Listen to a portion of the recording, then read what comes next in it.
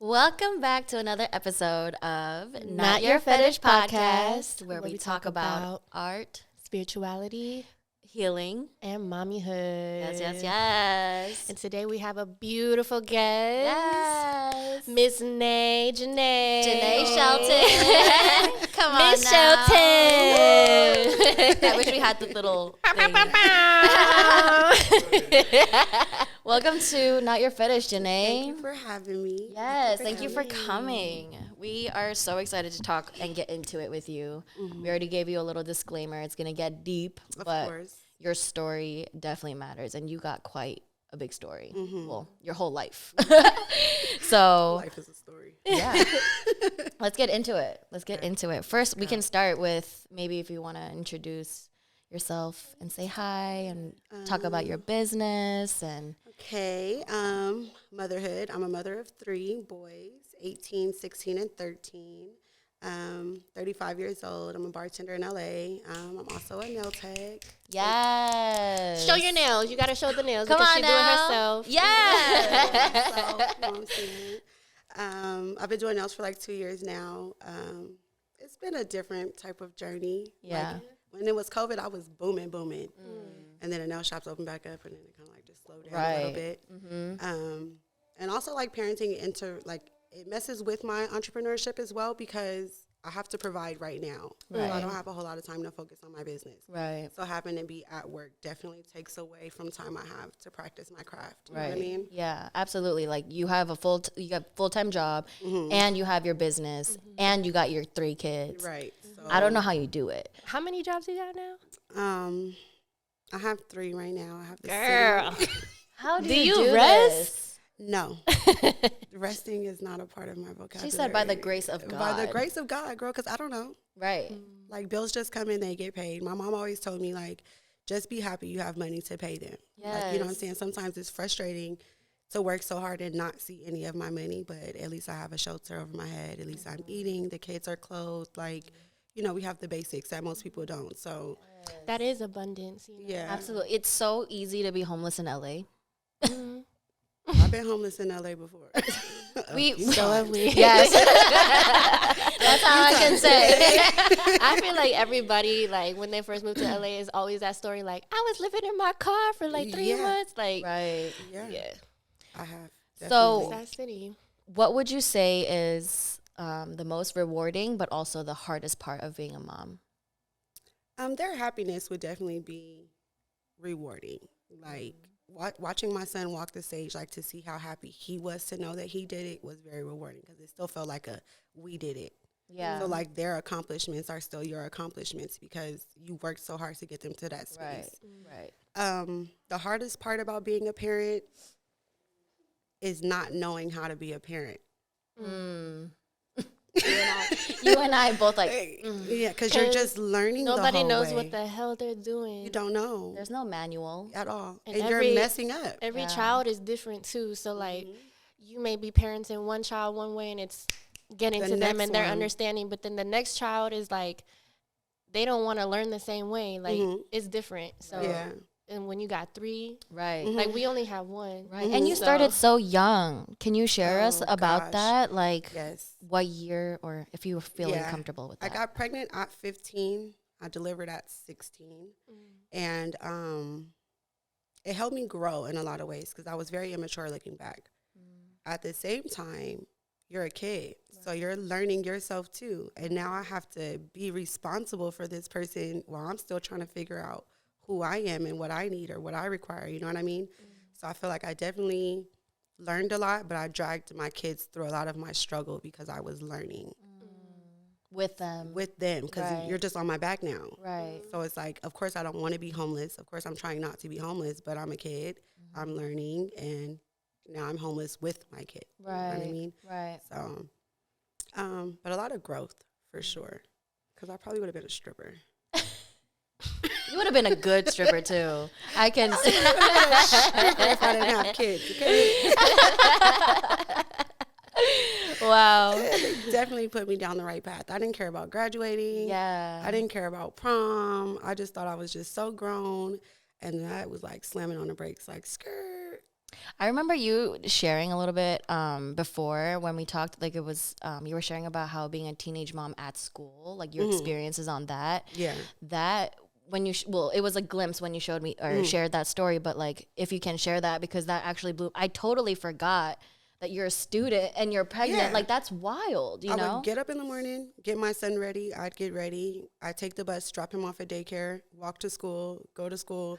After school, pick him up, take him to my mom. Then I would go to work. I think I was working at like Starbucks at the time. Wow. And then just do it all over again. I have so much respect for you. Thank you. No, for real. At what age did you start feeling like you started to reclaim yourself as Janai again? Probably 30. So not that long ago. Yeah. I feel like my 30th birthday felt different. Like something in me felt different. Like, no, you have to change now. You have to pay attention now. Like, you no longer have that excuse of like, oh, I'm in my 20s. I don't like, no, you have to really be serious about life. And that's when I started setting boundaries and just being comfortable with who I am, not letting society make me feel bad about the way I feel or the way I think or how I dress or whatever. Like, so still recent for me because I'm only 35. Yeah. It feels so good though. I can't wait to be 30. It's fun. Yeah. It's like such a sexy age, you know? Like so the too. 30s for a woman. Yeah. It's so sexy. It's like you're really growing into your womanhood. And like you saying like, okay, you have to like be really serious now is crazy because like you had to do that at such a young age because you had kids. So like it's already serious mode. Like life is real, you know? But now you're like reclaiming yourself as like Janai, your own person, not like somebody's mom. So like that's really beautiful too. And that it's happening in the 30s. That's what I imagine like 30s to be, you know? I feel like it's like a age of clarity. Like your 20s, you're kind of just like floating through and figuring things out. But 30s, like, nah, I know what I like. Yeah. Nah, I don't like that. Right. You know, it's a lot easier. And sometimes too, like having kids, you're going to lose yourself as a mom. You become so caught up in trying to be the perfect mom or trying to be the perfect spouse. So, you know what I mean? Like, you're always pleasing someone else. And you forget, like, who am I for real? You change the way you dress after you have a baby. You change the way you eat, your attitude. Like, yeah, 30. Yeah. Well, 30 was the age. you just brought up, like, how you dressed, right? Do you mind sharing a little bit about that? So being a teen mom, I've always had a mom bod, if you will. Like I had the stomach and the saggy breast, et cetera, et cetera. So I got my body done like 2 years ago, and I absolutely love it. Yes. So you see me outside and I'm naked. It's perfectly fine. Yes. I feel like that was a lot of not being able to claim myself either because I was so uncomfortable inside myself. Like, I can't dress how I want to. And in my 20s, like, everyone else is in their bikinis and stuff. And I'm just like, you know, my little mom swimsuit and stuff. So, but getting my body done, I felt like to me was like liberating. Like, because everybody thinks you do it for a man or you do it for society. And it's like, no, actually, I just want to be confident when I'm naked. Yes. Yes. like reclaiming your power. Yeah. I don't like having to turn the light off. Do you feel like, can you list any like pros and cons about a BBL? Like, pros, my confidence, the level of attention I get, and I would just say my confidence overall. Cons, I feel like I just traded one insecurity for another, if that makes sense. Can you elaborate? Yes. Yeah. So I got a tummy tuck. So now I don't have a big stomach, but now I have that huge scar. You get what I'm saying? Right. Or my butt. My butt wasn't so big before. Now it is big. But now I don't know if people are approaching me because they like me or they like the size of my butt. Like, so it's just weird. Yeah. It's weird. I understand what you're saying too. I'm happier though. Yeah. You're comfortable. I do it again. Am I gonna cry with a flat ass or a fat ass? Hello, because when a nigga break up with you and your ass is fat, you give two fucks. Right. A nigga break my heart now, I don't care. Right. I'm gonna put this two-piece on and go outside. Find another one. Hello. I like it, okay? But before I used to cry, like, oh my God, nobody likes me. No, but like to think that you like literally created life though, like 3 beautiful boys, and like it's all worth it, you know. And like now you have like you're in your 30s. It's like the most perfect time to be like free, this gracious goddess, you know, and like. You did it. You did it. It was a good plan. Yeah. You're still doing it. Thank you. Yes. I love that for you. Thank you. Because I feel like it's a really sad perspective if you get something done and you don't like it or you regret it, you know, like that is sad, but. It's a double-edged sword. I feel like there's this like natural body versus like getting your body done. Like people want to say they like natural bodies, but they tend to be more attracted to people who have their body done. There's just it's a double-edged sword for women in our society. I feel like we're always being placed in boxes of beauty, and that shit's fucked up. You're bad if you do, and you're damned if you don't. Right. But for the record, getting your body done does not make your body fake. I didn't get anything fake put into my body. I moved my fat from one place to another. It's still mine. So this is a natural body. It's not like you have somebody else's fat in you. Yeah, what was silicone. What was the recovery like? Like, was it scary? Did it hurt? Yeah. Yes and no, which is hard to say. Did birth hurt more than the recovery? Yes. Really? Okay. Yes. Okay. I felt like birth was pain. Recovery for me wasn't really pain. It was just a lot of uncomfortability because I feel like my body seemed numb most of the time. It wasn't until I had to like get up and go to the bathroom or something that it felt like ouch. As to where labor was just like uncomfortable. What's going on? What is going on? We all listen. What is this? Like sex leads to this? This right? is crazy. Bitch, you did it 3 times. Listen, I know, but even like me doing I learned now. I got it now. So you don't want no more kids? That's a rough question for me because I have 3 boys and I would love a daughter. You did talk about that. At the same time, like I just don't see me like pregnancy, birthing, like I just don't see that process again. I'm totally open to a surrogate.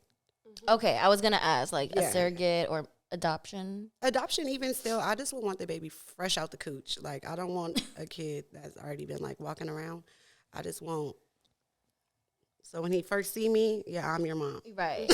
Like I don't. You don't have to tell them like immediately. I mean, until later. Or their traumas or anything. I just would want it fresh. Right. But I don't know.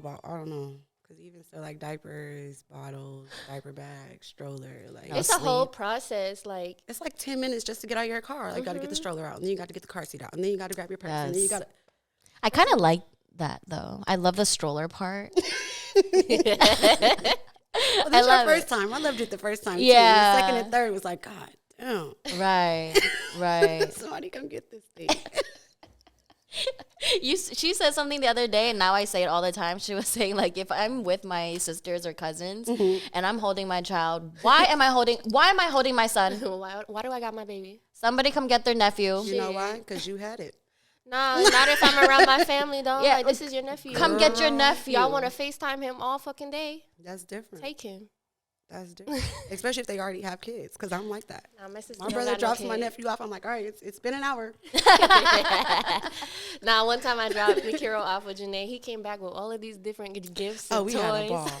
Because I don't have kids all the time. So when I do get them, they get like, I spoil the heck out of them. You spoiled the heck out of me when I was pregnant. Like, it's so beautiful. And I loved it. Thank you. I need a nice like Pisces spoiling. You know, it's the best. You know, I try. All these Pisces. Right. We're the best. I don't know why people act like we're not. I can't get rid of y'all. I don't know what's wrong. Okay. We're great to be around. Yeah. Period. Can we talk a little bit, because you're an LA native, right? Mm-hmm. We're from the East Coast, and we like, you know. So can you talk about being an LA native and also like raising your kids? And then also let's get into the topic of education system in LA as well. Okay, great. LA, I love LA. I feel like if I moved away, I still come back. But it's a perpetrating state to me. Why? Like people come here and they think they're going to live like this beautiful life with these sunny beaches. And it's like, no, we're working to pay rent. Yeah. A lot of us are homeless. Right. A lot of us are struggling. Nobody in LA is like living this like glitz and glam. It's not Hollywood. It's on the facade. It's not Hollywood the way it seems. Like it's a real struggle to survive out here. Like as your perspective, like as an LA native, when you see all these other people coming from different parts of the world, like, does that? I wonder what the perspective of an LA native would feel like. You know, having your whole like your home be like a touristy city. You know. And with all this transplant city as well. It is. Yeah. I feel like people come here and like you said, they have hopes and dreams and like the glitz and the glamour. They think they're, you know, not think, but like everybody comes with the perception of to make it to the 1%. Yeah. And but it's hard. It's it is like a rat race hard out here. Like a rat race on crack because... Nah, but really crack. I feel like crack really fucked up LA. Crack in the 80s really fucked up LA. Well, it's still like going on or something. Now they're adding other shit. Yeah. And then the prices are so high. Like, it's a facade out here. Don't come to LA. It ain't nothing out here for real. If you're going to come, don't come with this like fake idea of this fantasy, you know, like, because it's not real. You will become homeless in a heartbeat. But it is a beautiful city. Like I feel like there is pockets of community here. Yes. And just really creative people. Yes. Yeah, absolutely. Like I definitely feel like we have a lot of creative because of Hollywood. Yes. Definitely. I feel like the people who are actually from LA too are super chill. Like, yeah, I don't know. I took her to the after hours, right? And we're like, no one's dancing. We're all just like standing around listening to music. And she's like, this is some LA shit. Nah, it was the most LA shit. And I was like, what is LA shit? Y'all don't dance. Yes, I do. Nah, Janai be dancing. It wasn't even that nobody was dancing. It was just like real LA shit. Like LA OGs up in there fucking getting like old as fuck. But I hear it all the time. Like all the time when people who aren't from LA come out with me, they say it all the time. Like, this is some LA shit. And I'm like, what perspective? Like, because we love it. So like, what does it look like to other people? You're used to it. I just feel like you gotta go like out to the East Coast to see like the comparison that we're comparing. Because like East Coast functions are not the same as LA functions. No, they're not. It's completely no, they're not. What's happening there? I don't know how to explain it. It's like the energy is different. The music that we're listening to is different. Like people dress differently. So the conversations are different too. Like people in the East Coast, even if you do meet somebody and just for that moment, people like to soak in that moment. You know, it's like, oh, where are you from? Like, tell us your story, and then we can call it a day. But like, and we don't have to be best friends. But that conversation, there's gonna be content. You know, here people are so like, there's like this defense automatically when you meet somebody. Like, what do you need from me? What do you want from me? Like, I have nothing to give you type energy.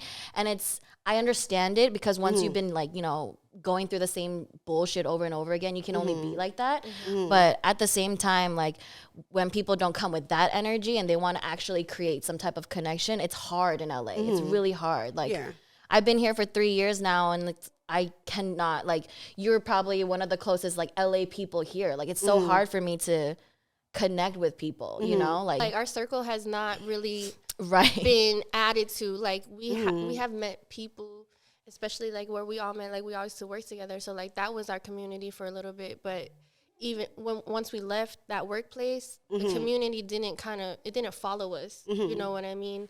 Like we could stay in contact with you and like certain people from there, but it's just like, I don't know. I feel like my community hasn't really grown in LA. No, I feel like because, not for nothing, I feel like a lot of us are not authentic for LA. Everything is an image. Yeah.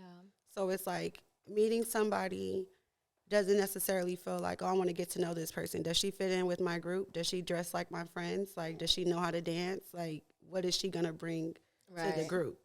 I don't feel like a lot of relationships in LA are not authentic. I think I see that a lot even as an LA native. Like I go through friends like panties because things start off one way and then switch up. Like, it's just what it is out here. I guess it's our culture, unfortunately. It is part of the culture. That sucks. It does suck. But at the same time, like you can make a podcast and have a conversation. You know, if we're making money together, let's get it. Let's, you know, I told Janai that once, like early this year. I said, if we're hanging out, I want to make money. Yeah, like I want some type of exchange, you know, like is it for my growth? Is my pocket going to be bigger? You know, like I like that. But if it's just going to be sitting around and like, you know, just not doing nothing, I could do nothing at home for free. A long time ago, I went to church and the pastor was speaking about friendships. And he was saying, think of your friendships like batteries. And if you were a low battery, is your friend going to charge you or drain the rest of your battery? And that's how you should be able to determine your friendships. Yes. And we got a lot of drained batteries in life. All these batteries that are like, you know, like when you put 4 batteries in and there's like one good one. What does it do? Drain the rest. That's very true. He just sucks it out of the rest of them. But now he's full, right? I do want to like, so moving forward, like in this conversation, I feel like we're talking about LA people, but it's like, why are they like this, right? And it's the environment that they're growing up in. And I'm seeing it a lot. It starts at a really young age in LA. And so my partner, Big Al, he worked in the education systems, and it's like, this shit starts out so fucking young that these people grow up and nobody's teaching them how to function in society. And so they just grow up menaces and like not understanding. There's no self-awareness. There's no talk about energy exchange. So can you dive in a little bit? Because you have children in the LA education system. Like, what are your experiences? My experiences in the school system, I'm not sure my kids have been taught anything. I feel like they've passed their classes. They do the material, but as far as like lifestyle or how to survive, they're not getting that in schools. The curriculum hasn't been upgraded since before us. Period. And what skills do you use that you learned in school, like now in your real life? Right. I don't use any of that. And they strive to teach them certain things, like slavery wants to be taken out of the curriculum, which is crazy. Like, that's not a part of American history. Wow. How do we just erase that? They just decided to do that? Like, apparently it's because it was so long ago, is from what I understand. What? Bitch, that was not long ago. Let's erase all of it. Brainwash everyone to the utmost from now on is what they're pretty much. People need to understand it was not that long ago. It was not that long ago. That's like your great-grandfather was.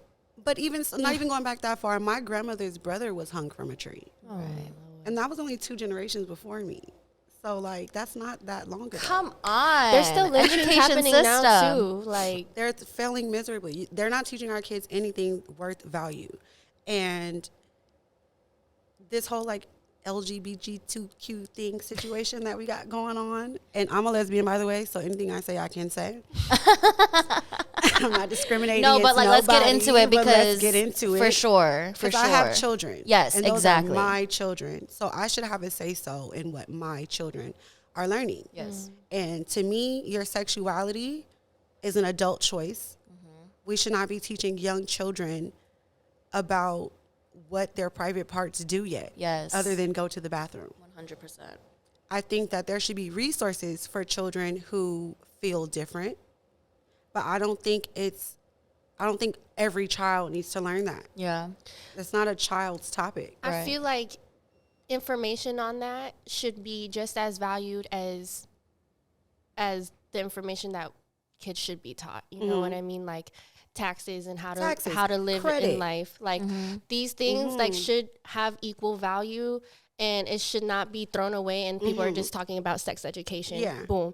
And like, I mean, you were a teenage mother, so it's not like you weren't sexually active as a teenager. Right. So just introduce that in an appropriate time. Where teenagers are hitting puberty, they're feeling things differently with their body. Like, yes, be educated on that, but also there should be, like I said, it should just be valued the same way. The same exact way, because my sexuality doesn't make or break any of my bills.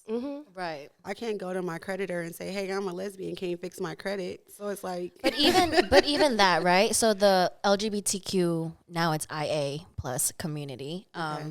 So the whole point, right, in like the liberation in that community was so that there is freedom in who you choose to love. Right. Freedom in expression, right? It has it never started with, oh, it's like who I want to fuck, like it was never like it has nothing to do with like what your sexual desires or anything. Like it was a freedom of who I choose to love, and it could be man or woman, it could be whatever, you know, like there's no reason why children should be involved in this type of conversation, you know, and like, yeah, I just feel like the community has taken a turn as well, like into being like very over sexual. Yeah. It seems like the more space you give them, the more sexual they're getting. Yeah. And it's not a safe space anymore for children. Not for children. Definitely I was talking about this, right? Because Pride was, we had Pride, LA Pride this past weekend, and then the other one was West Hollywood.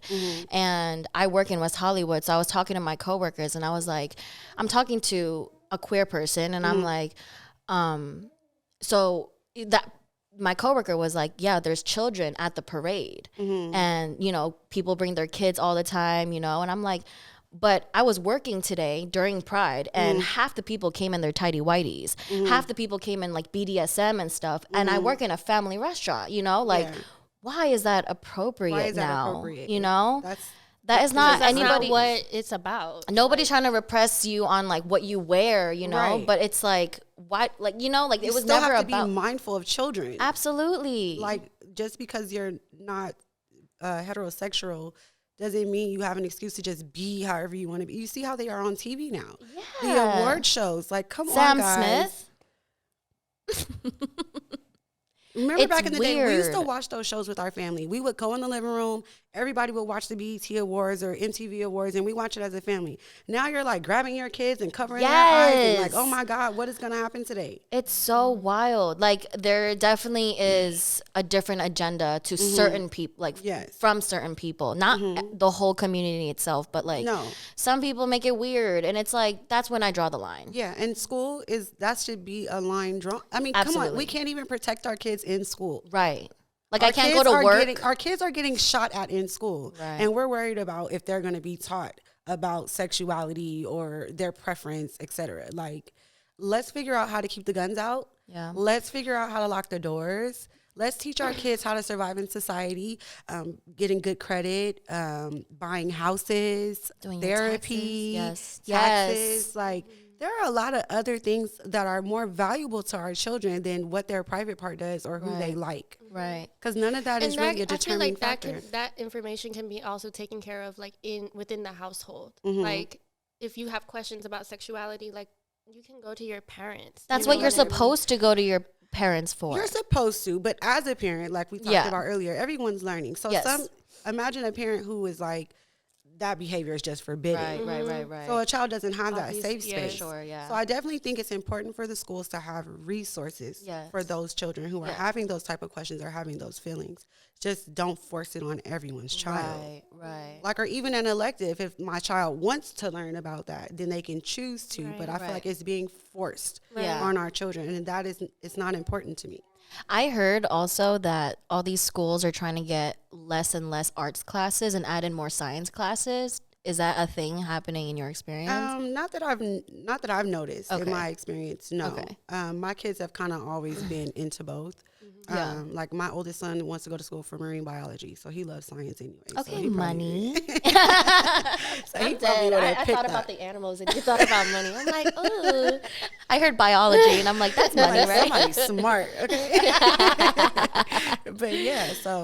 But once again, like he wants to learn marine biology, but my baby didn't know anything about credit or anything other than what I'm learning. You know what I mean? And my mom didn't know anything, so I'm still learning. So imagine that had been taught in school. Right. It would help a lot. Then you can get ready, you know, because you got to take out loans to go to school. Nobody can just afford school unless obviously you're like upper middle class, but it's like you can't take out loans if your credit's not good. And then if your parents' credit isn't good because they weren't taught either because their parents didn't teach them, then you're fucking assed out. Yeah. Right.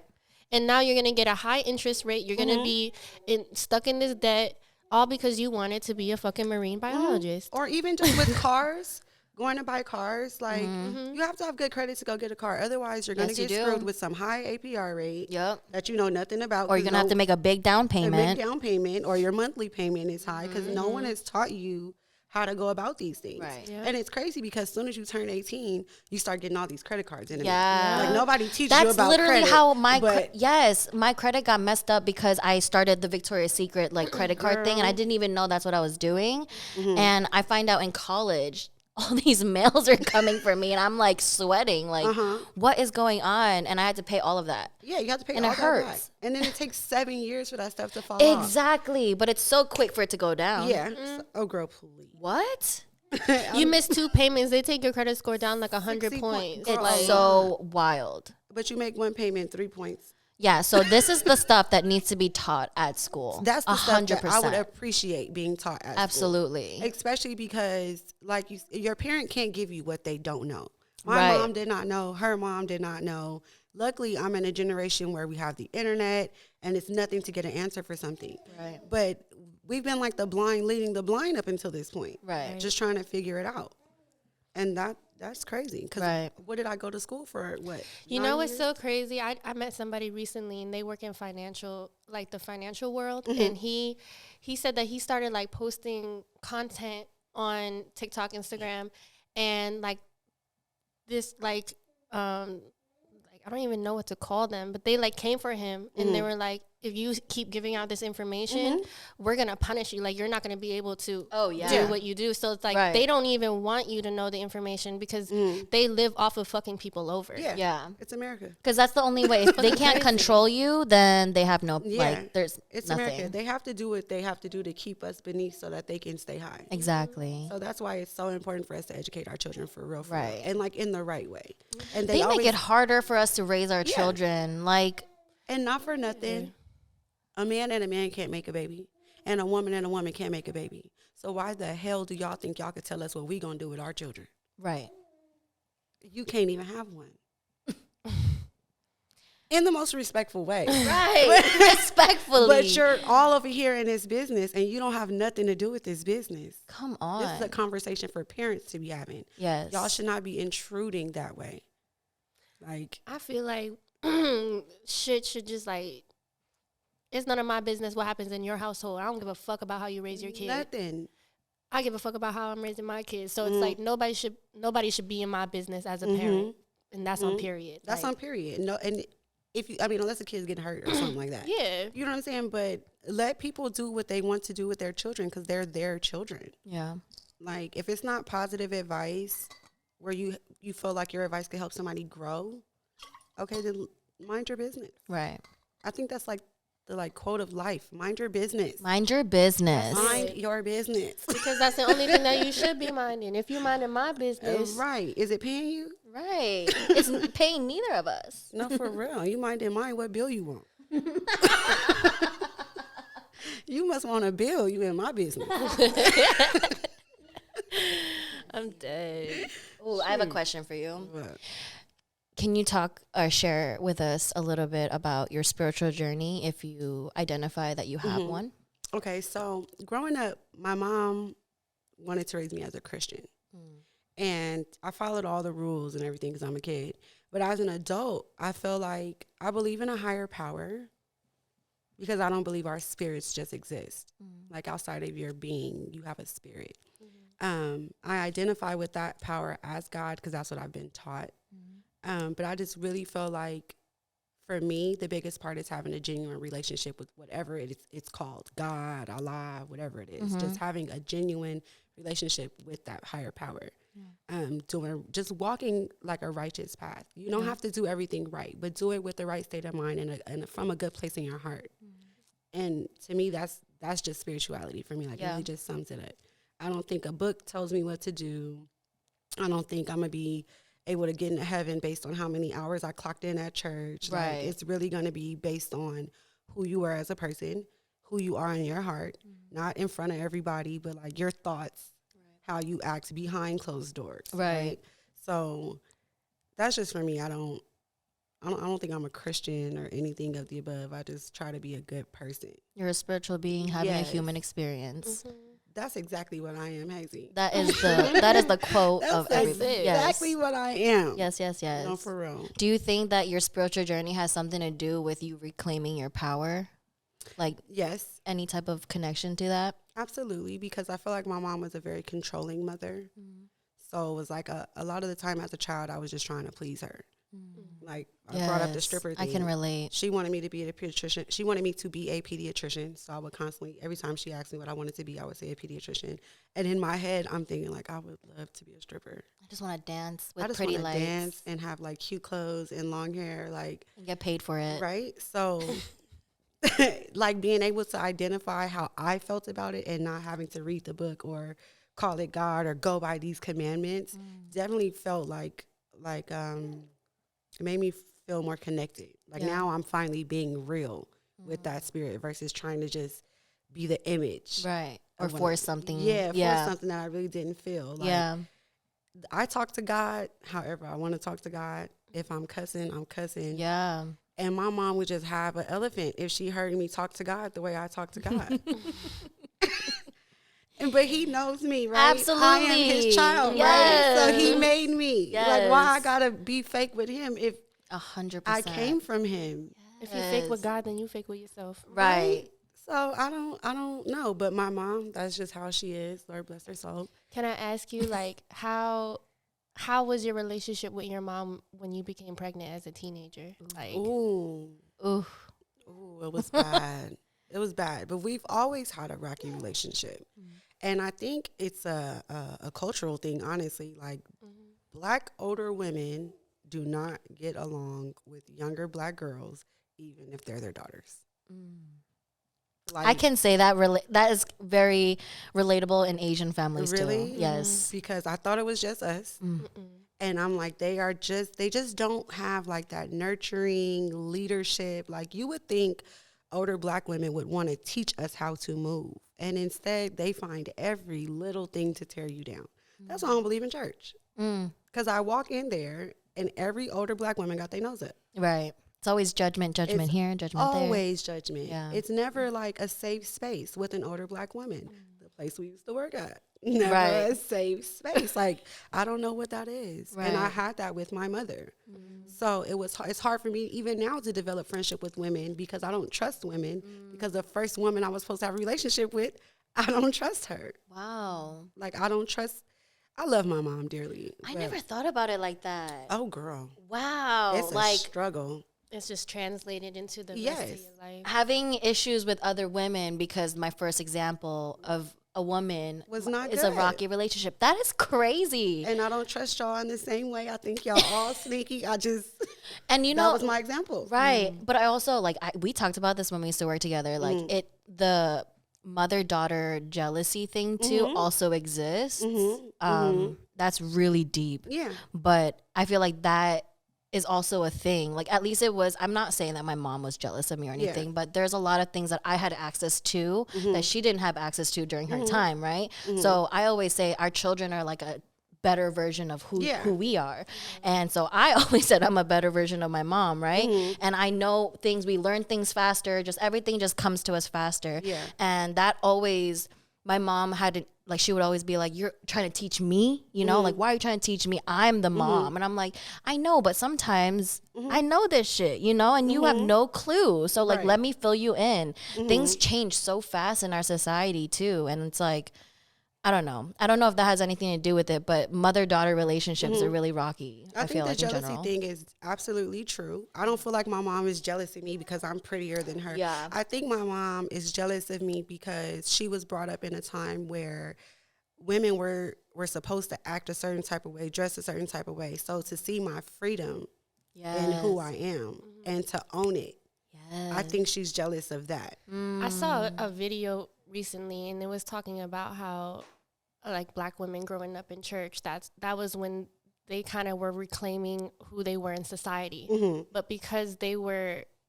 I don't want to fuck up what the video was saying, but they were saying a lot of, like, the church culture kind of, like, ruined how Black women, like, or it just, like, it shaped how Black women act in regular society. So it's like the conservative, like covering up, being like a model citizen or whatever. And it's because of whiteness.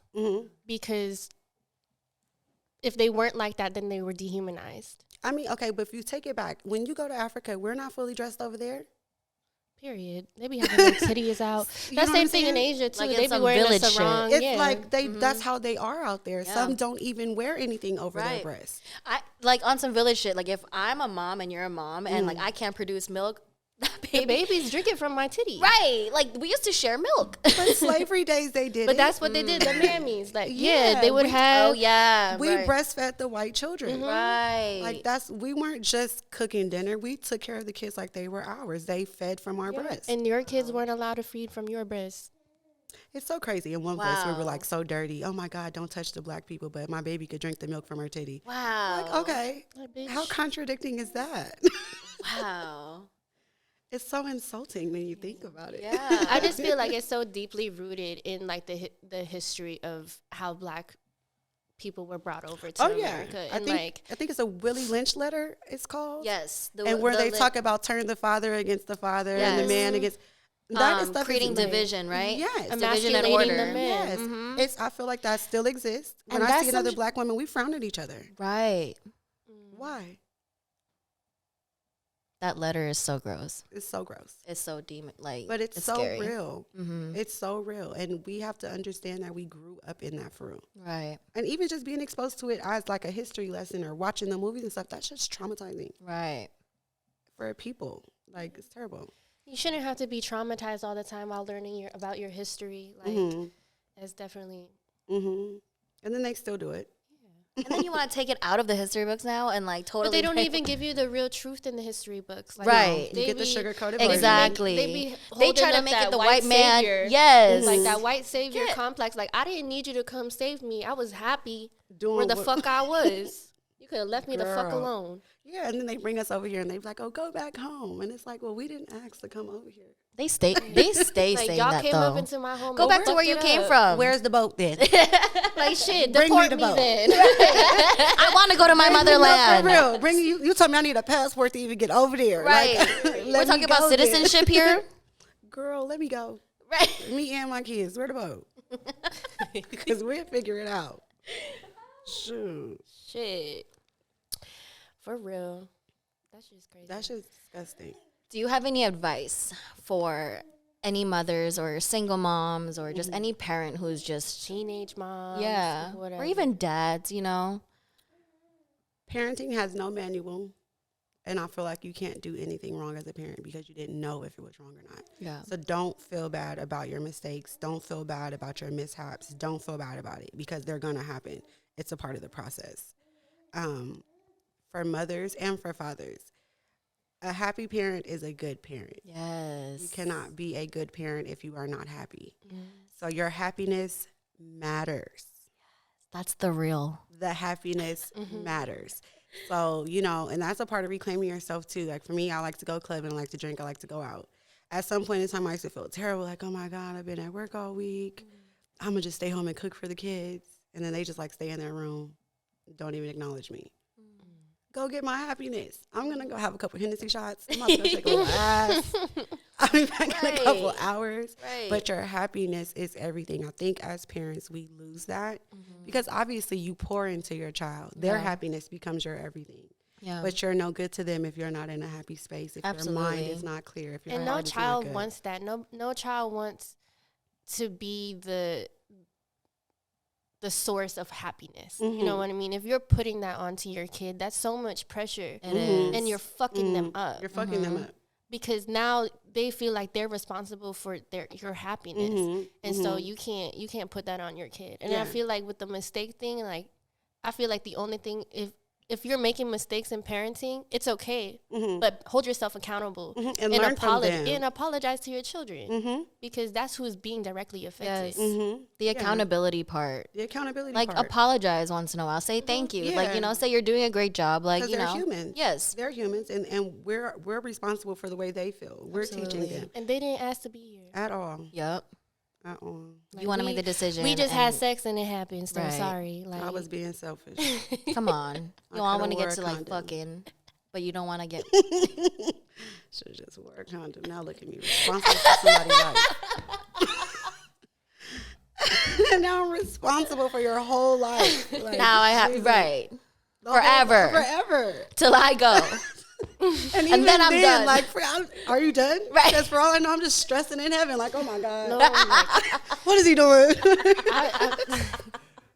I can totally see you're like, oh my, you're like, let me blow the wind a little bit. Let me send you a hummingbird. Right. I didn't raise you like that. Right. What are you doing down Here's there? a fucking crow.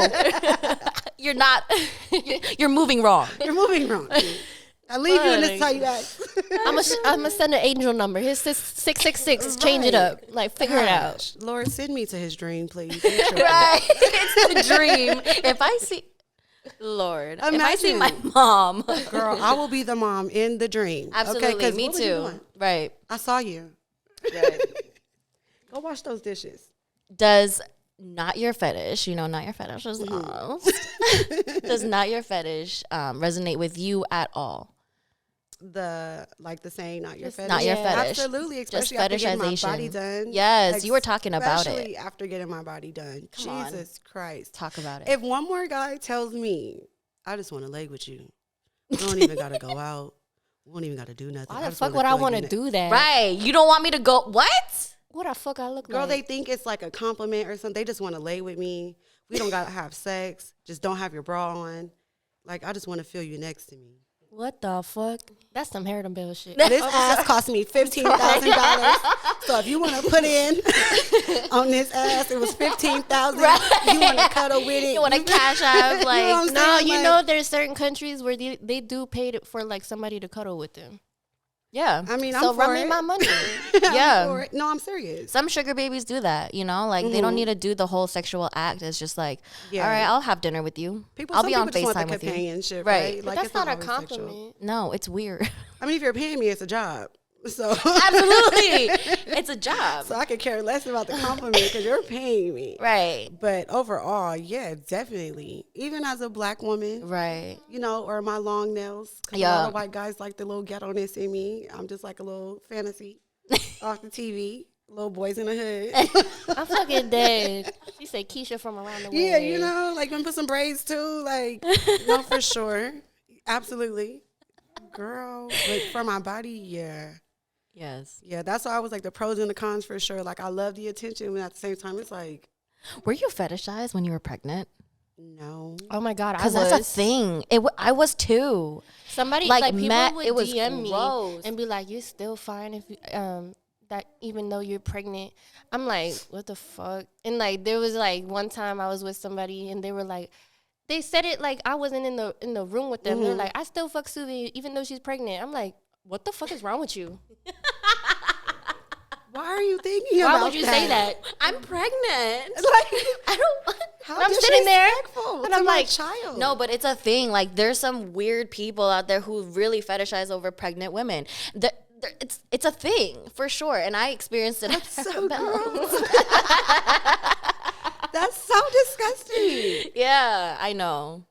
And what about the child? Right. Like, are we just like removing the child from the equation? They don't care. So Janai, what are your relationships like with your baby's fathers? Unfortunately, my youngest son, his dad passed while I was pregnant, so that's non-existent. While he was alive, he seemed like he would have been a great father. However, he was just really involved in the streets and stuff like that. So it's crazy. I'm even about to say this. I feel like his death was a blessing in disguise because of the amount of trauma and stuff he would have brought onto my son based on his decisions. So I think life's better without him. And then my older two, their father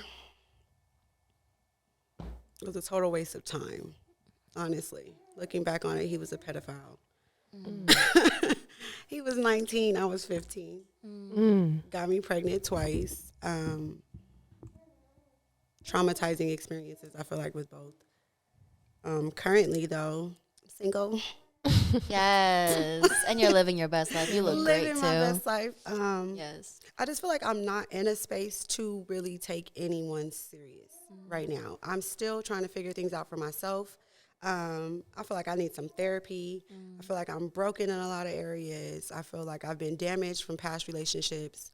So I'm very always on the defense. I don't go through phones, but I think about going through phones all the time. Like, I don't trust anyone. So I just feel like there's still a lot of growth before I can really commit to somebody and give them who they deserve in a relationship. There's so much power in what you just said right now. Like, for real. Like, you are a true alchemist. Like, you've been through so much, but you always transmute that energy into something greater that's going to help you and your family, you know? Like, you're a powerhouse, for real. Thank you. And the self-awareness is so important. Yes. Like the fact that you can look at yourself in the mirror and be like, I'm not ready to commit to anybody because I have to commit to myself first. I think that's so important because, like you said, you are just starting your path of reclaiming your identity as Janai, and not Janai the teen mom, and not Janai the mom of the single mom of 3 working however many jobs. Yeah, just me, right? Yeah. And I feel like people should enjoy that space as well. Yeah. Like getting to know yourself and enjoying that part of it. For sure. I love living by myself. Would I want somebody to come help me pay my rent? Absolutely. But the level of peace I have in my home, because no one else can come in here and interrupt it, is everything for me. That's true wealth. Like, that's true wealth. A peace of mind is true Absolutely. wealth. So, like, I will kick my mama out if I have to. But, like, my home for real. is my only place of peace. Yes. This is really the only place that I can run my program how I want to run it, and can't nobody change it. Yes. So, like, that's important for me. And I feel like to have a partner would be to share that with them, and I'm not ready to share that part of it yet. Do you have any non-negotiables in future partnerships that you're looking for? Like, you know what I'm trying to say? Yeah. I feel like I'm pretty open in my relationships. So I'm a Pisces, so I'm just forgiving anyway. But ultimately, for me, a deal breaker is an affair, and not cheating, an affair. Okay, please specify, because I'm triggered. I'm triggered. I feel like you need to specify. Cheating is like you're not emotionally involved. Exactly. An affair is like you are in a complete relationship. Oh, okay, with okay. somebody. Yes. You think about that person when we go to bed at night. You know, you text her in the morning because you miss her in the morning. Like, But cheating is just like a fuck. yeah, a quick little nut. You seen her, and to me, any relationship any couple that's been together for like 80 years, right, have grown old together, they did not have this like perfect relationship the entire time.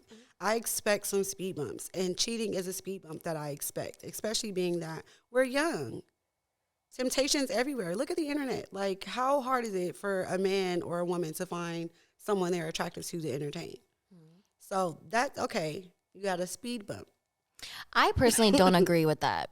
I don't agree that cheating is a speed bump. I feel like, I mean, maybe it is in certain like relationships, but it's a speed bump that could be totally avoided as long as there's full-on transparency, honesty, and respect in a relationship, because you don't really have to get there, you know, as long as you're comfortable telling your partner, like, I have these feelings for somebody else. If you know what I mean? Like open... feelings is affair.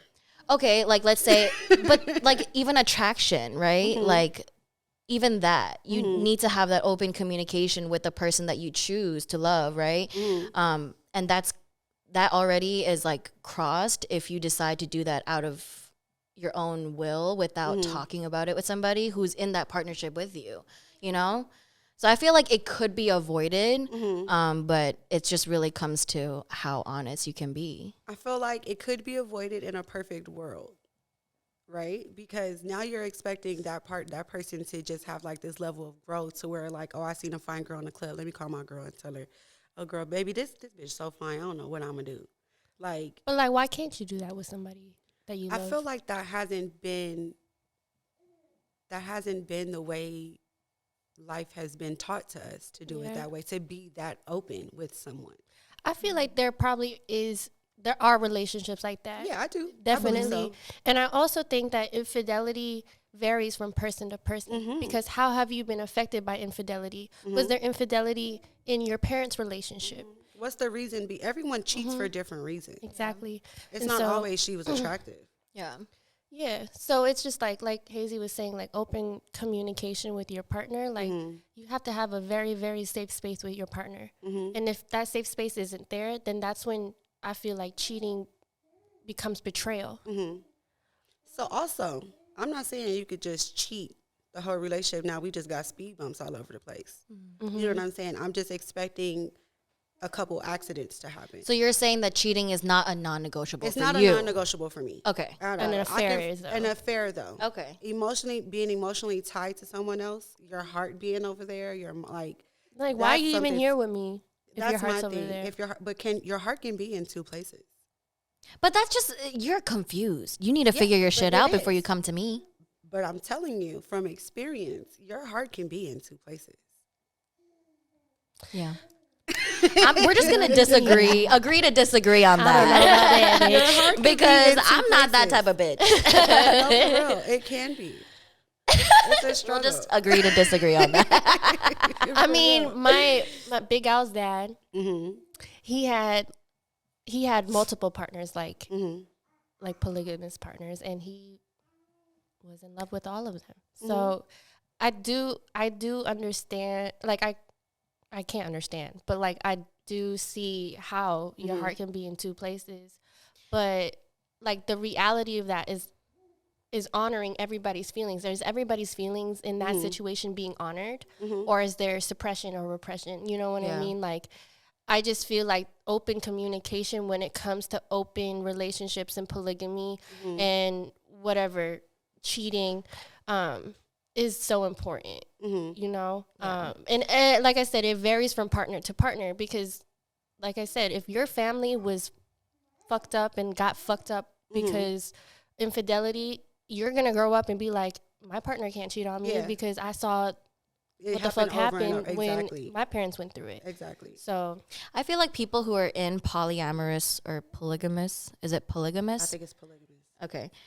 In those type of relationships, they have that open communication. And I've heard people who actually are in that relationship say that it's not like we go around and want to fuck everybody. You know, that's totally a misconception. There's still boundaries. It's actually a deeper level of love because you have that open communication, you have that honesty, and where you have that like freedom of being who you really are. Like you're a spirit at the end of the day, right? And like nobody owns anybody. So ultimately it's that safe, open space. And I think the whole misconception of being in that, like, you know, having multiple relationships and stuff, like in a sense, like let's say Vince and I met for the first time and I knew that he's that type of guy where he openly said, I'm a polygamous person, right? Where I want that in my life.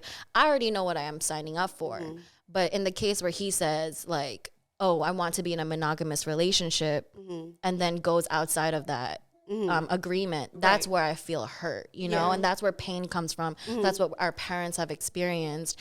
And I think we can totally change the narrative, you know, as long as there's honesty, integrity, and fucking open communication and respect. That's my thing with the cheating. So, like, if you come, like, I don't want to have to find out because she called my phone.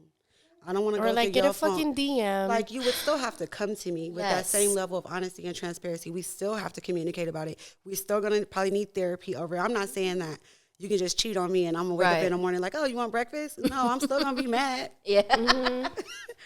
There will still be consequences, okay? But it's just not I'm just not going to, I wouldn't leave you for that. Because your flesh is weak. Mine's been weak. You know what I'm saying? So I will give you that space. But you're not about to have cheated on me 6 times. You better not get nobody pregnant. But see, that's an affair now we're talking. But is it? Well, is it though? Because you could fuck careless. somebody and then you fucking somebody raw. And now you're careless and stupid. And I don't got time for that. Because ain't no way you just met this girl and didn't use no protection. Period. Because now you coming home to me? Because now that's see. And you're putting my health in jeopardy? And you knew I existed the whole time. Listen. So that's a whole nother. That's another sentence. That's another. Yeah, death sentence. I was getting there. Oh my goodness. Janai. 6 feet for COVID. Girl. Bitch. You better care about my health.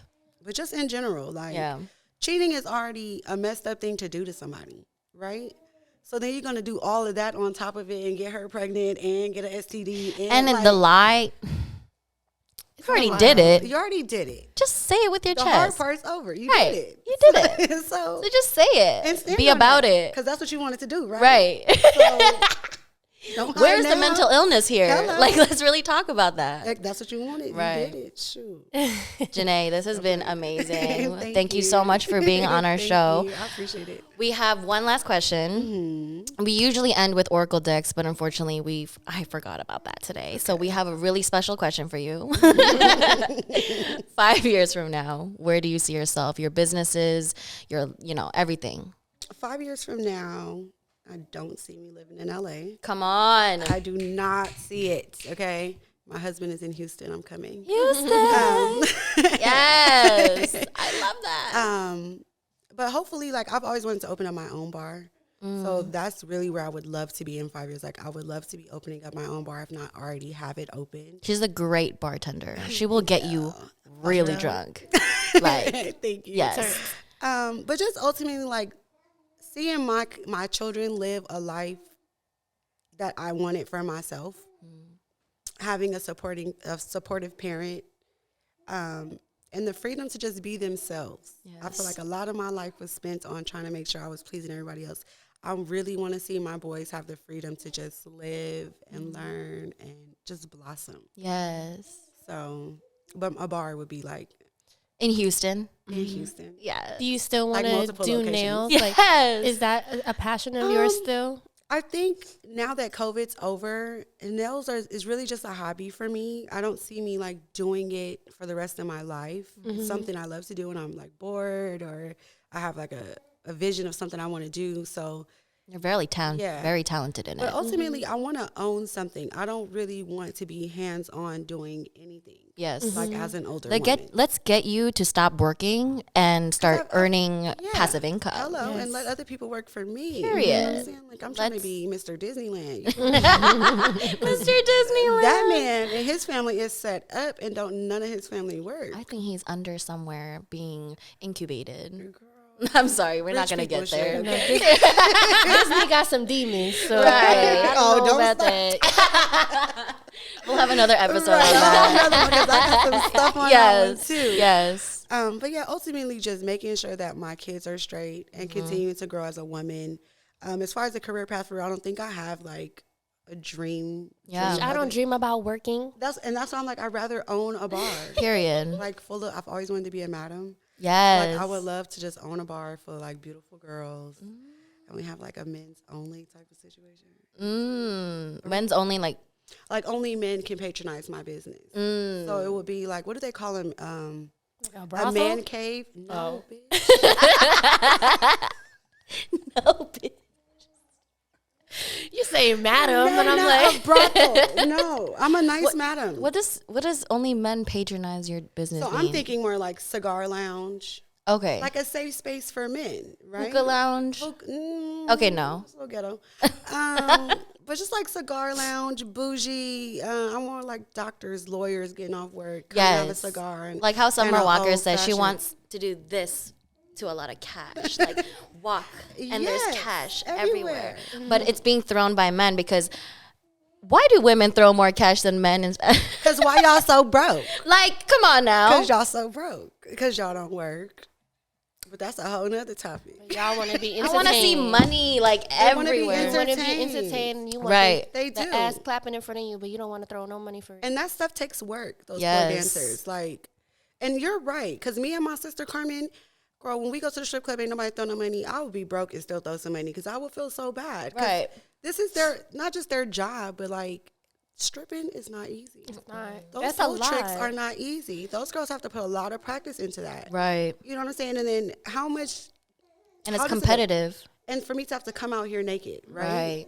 Right. Like how much am I you compromising? Follow the hood healer on Instagram? Yeah. She was saying like sex workers, strippers, whatever, escorts, they are like these spiritual beings. Like you have to have such a strong spirit to be able to be in that industry because you're constantly transmuting energy. Like people are touching you, you know what I mean? Like you're getting paid to be vulnerable on stage. And so if you're not able to transmute that energy, that you're gonna break. So you have to be of a certain type of person to be able to get in front of people and entertain them naked. Absolutely. You absolutely need to be a spiritually strong person, because not only physical exchange happens, but people fantasize about you in front of you, fetishizing you right in front of you. That's a whole different type of energy exchange, you know. So and it happens at nighttime. Like nighttime is already like a shaky hour. Yeah, like it's just already feels weird. So to be that vulnerable in that late night hour is just like anything could attack you. Like I'm very big on like spirits, right? Yeah. So I feel like if they see a bad spirit sees a vulnerable spirit, they're gonna attack it. Yeah, absolutely. And doing to me, the strip club is the devil's playground. That's not a place of sanctuary. I used to work I used to work there just as like a cashier, but every time I would leave work, I would have to go home and like literally sage myself and like take a shower, and because the energy that would be flowing throughout the strip club was just nasty. Like it's nasty. It's just. I mean, it's all these people that are. The consumers that go in. Yeah. They go in. Yeah, it's not the strippers. Right. No. It's the people that go in that are broken, lonely, broke, just perverted. Yeah. Egotistical. Like they just. It's the people that go in. They walk in and they think that they could treat the women that work there as items. Like it's because they don't view their work as an art. Yeah. Like, but it's an art. Stripping should be viewed like ballet. Yes. Right? I agree. It takes the same amount of time to practice. It takes the same amount of determination.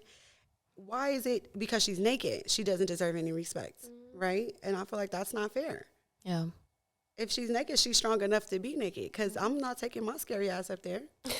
Right.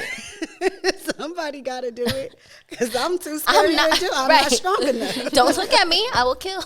I'm not strong enough. I'm going to cry if don't nobody throw no money at me. Like, that's a whole other They think I'm ugly. Oh, my God. And I saw you like, oh, my God. Like, that takes another type of woman, and they should be definitely praised more. Yes, 100%. Shout out to the strippers, the sex workers, and everybody.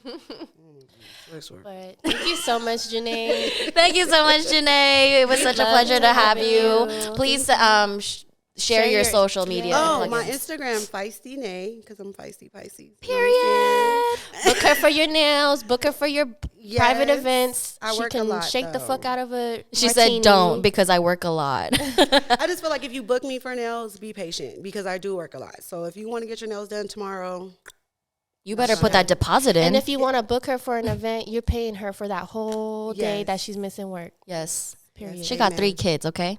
I don't, and I live in California. Yep. I don't know if y'all know, rent like $3,000 a month. Yeah, it's getting wild.